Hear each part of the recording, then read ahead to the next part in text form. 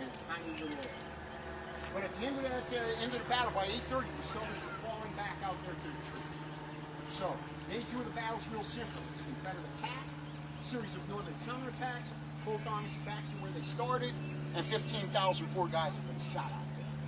But the takeaway is the Northern Army still controls the critical high ground right here where we're standing, despite signals from them moving out.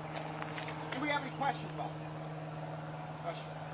Now the cannons here, these cannons are originals. These cannons can fire an 8-pound shell about a mile.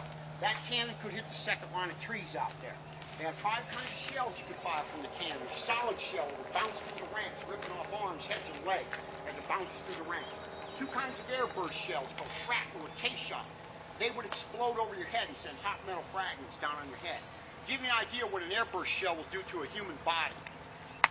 Confederate artillery round came out of the woods there, exploded over the top of this hill. One Northern soldier was standing up here at the top of the hill. A piece of jagged metal comes flying out of the sky. It was red hot. Ripped a gash from the top of his head, right behind his ear, right through his neck. Broke his collarbone, took out every single one of his ribs and a hunk of his lungs, right through his stomach, right through his intestines, and right through his groin. He lived for 2 days, partially cut in half. That's what an airburst shell does to you. They had a percussion shell that exploded when it hit the ground. That would send metal fragments down along the ground and it would take off your feet at your shins. Kind of like what the guy at the Boston Marathon did last year, same principle. But the most effective shell I had was called a canister round.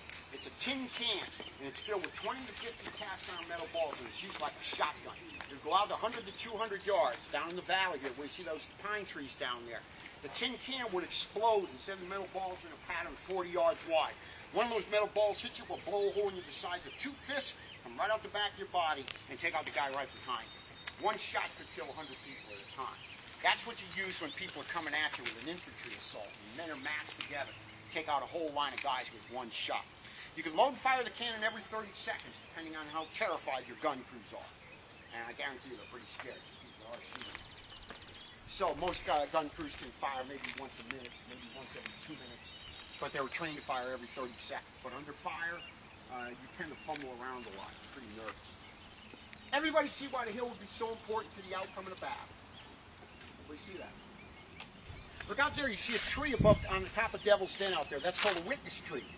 That tree was there. How do we know that that tree was there during the battle? It witnessed the battle. How do we know that? Well, Matthew Brady, Alexander Gardner, and Tim O'Sullivan were out there taking pictures after the battle. And they took pictures a lot in Devil's Den, mostly of dead bodies. But that picture keeps showing up in the pictures, or that tree keeps showing up in the pictures after the battle. So we know it's a witness tree. There are dozens, literally dozens and dozens of witness trees that saw the battle on the battle. Question before we go.